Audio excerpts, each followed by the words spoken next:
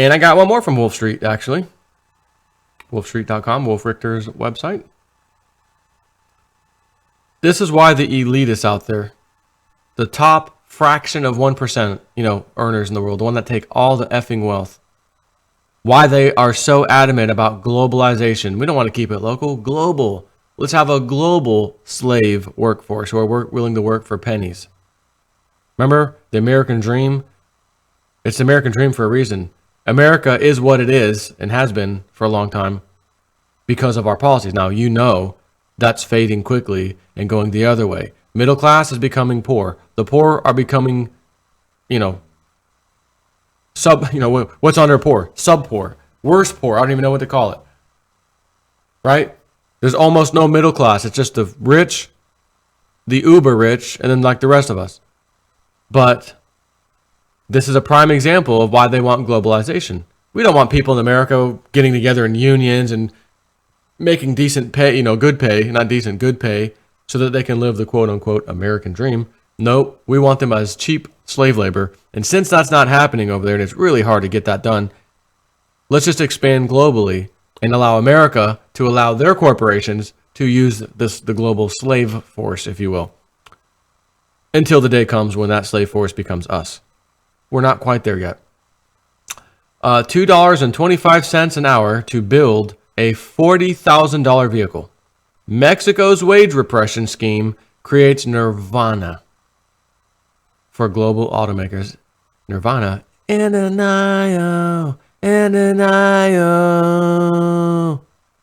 Cobain. Man, why did he have to die, man?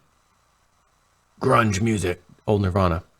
A system of wage repression in auto manufacturing that has long undermined the Mexican labor market, has dragged on the economy, and has spread downward wage pressures to U.S. auto workers, has been revealed by an AP story in the Detroit News. And this is for factories that manufacture expensive products, even luxury products, in demand in the U.S. and elsewhere.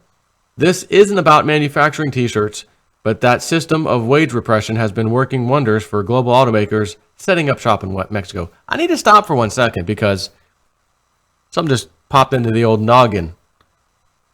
They want globalization. They want cheap labor. Wherever cheap labor is, that's where these corporations will go. But at the same time, they'd love to have it in America. And if we, in other parts of the world, become that cheap labor because we're going to have to compete with the people who work in the sweatshops, and us Americans, we ain't going to do that. But if the globalized system demands it, you're going to do it if you got bills to pay. Sorry about your luck. Which means your standard of living is coming massively down. Which begs the next question. All these globalist corporations who love to do this, pay these guys $2 an hour, $2.25 an hour to sell a $40,000, $50,000 car, making their huge profits, of course, for their company, the corporation. Do you really think as the slave labor slave labor system you guys ultimately implement is going to allow, do the people who make $2.25 an hour, can they afford your $40,000 vehicle? No, they can't. No, they can't. So who the hell are you going to sell it to when everybody's wages are getting crushed?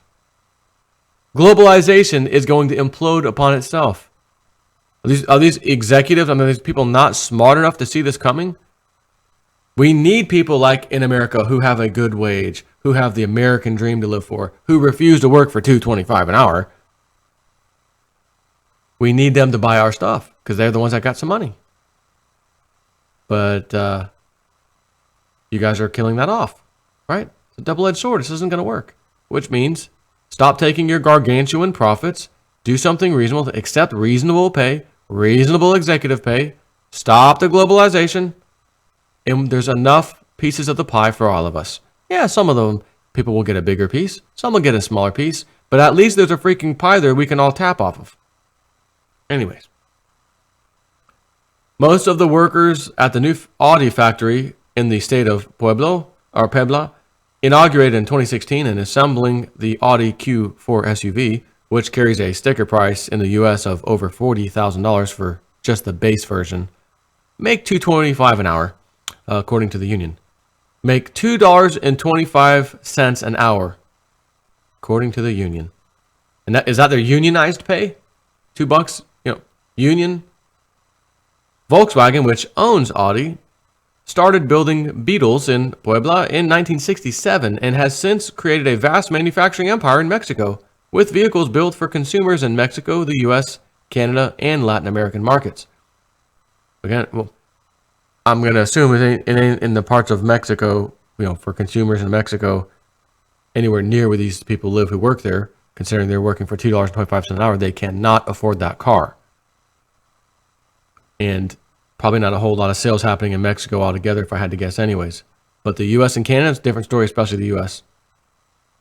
Volkswagen, Ford, GM, and any of the other, or not other, but any of the global automakers which can manufacture just about anywhere in the world, always search for cheap labor to maximize the bottom line. So here is how this $2.25 an hour wage came about. Government records, cited by the Associated Press, show that in January 2014, when the factory was being discussed, and nearly 3 years before it would be inaugurated, Volkswagen signed a union contract that specified that wages would range from $1.40 an hour to $4 an hour. The key in Mexico's auto industry may be the so-called protection contract signed long before plants even opened. Very few of the current Audi workers ever voted for their union leader, and they won't get any chance to vote for years. These protection contracts that lock in low wages in advance are part of the condition for investing large amounts of money in building a new plant and throwing money in various directions except to the future workers at the plant. The auto industry in Mexico has been booming since NAFTA connected factories efficiently to what was then the largest auto market in the world. Automakers from the US, Germany, Japan, and Korea invested heavily in Mexico to take advantage of the cheap labor obtained in part via these protection contracts. The promise of NAFTA was that it would increase wages in Mexico and would bring them eventually closer to US wage levels and would relieve downward pressures on US wages. NAFTA went into effect in January 1994, January 1st. And this is where Mexican wages are on the global manufacturing scale, based on 2015 data gathered by the Wall Street Journal in September 2016. 1994, 2005, 2015, 20 years, 21 years. 21 years later, NAFTA is a good thing, which is going to help bring wages up in Mexico. Well, it is $2.25 an hour. Labor unrest has been cropping up in Mexico for years, but manufacturers have resisted significant wage increases. And even if wages rise by 10%, they do so off a very low base and rise only 22 cents or 30 cents or 35 cents per hour. The auto industry has managed to create a low-wage nirvana for itself in Mexico. The AP describes the workforce this way: a class of workers who are barely getting by, crammed into tiny 500-square-foot apartments in government-subsidized also. So the government even subsidizes the car companies in this way. 500-square-foot apartments in government-subsidized projects that they pay for over decades. Many can't afford even a used car, taking home as little as $50 per week after deductions for mortgages and cafeteria meals. These persistently low wages and the shenanigans used to keep them low have attracted global automakers, especially since wages have surged in another cheap labor country, China, whose current labor costs in the auto sector far exceed those in 2015 in the chart above, which they showed. Not really need to see it. And remember, not that long ago, I was doing a video and said, hey, now Mexico is subbing out to, was it India or somewhere? Remember that one? Subbing out to India because their own workforce is getting too expensive in China. Too expensive. We got to go somewhere cheaper. Oh, let's go to India. Remember that one? That wasn't that long ago. Automakers see it this way, as Thomas Carrig, VP of Corporate Affairs for Volkswagen in Mexico, told the Wall Street Journal a year ago, there are enough people willing and eager to work. Well, sure, when someone's about to starve to death, they're pretty willing and eager to work to put some food on the table. One of the country's largest car manufacturers, Volkswagen, will begin production this year of its luxury Audi brand in San Jose, Chiapa, a rural town an hour's drive from the company's main plant in the city of Puebla. Audi said 230,000 people have applied for the project's 4,200 jobs. This is at this garbage wage too, mind you. It'll show you what super poor people are willing to do to survive. Again, we're all humans. We will do anything to survive. And do you think an American, a European, is going to compete with that? I'm willing to work for $2.25 an hour. We have minimum wage laws in this country that are far higher than that, which is why they got to go to Mexico. This type of wage repression by automakers is this type of wage repression by automakers in connivance with local political and union entities is ultimately a drag on the Mexican economy. Higher wages would perform miracles for Mexico's overall economy. Higher wages would allow consumers, the people working, to spend more and stimulate the economy more than anything else would. And they would allow Mexicans to buy more goods imported from the U.S.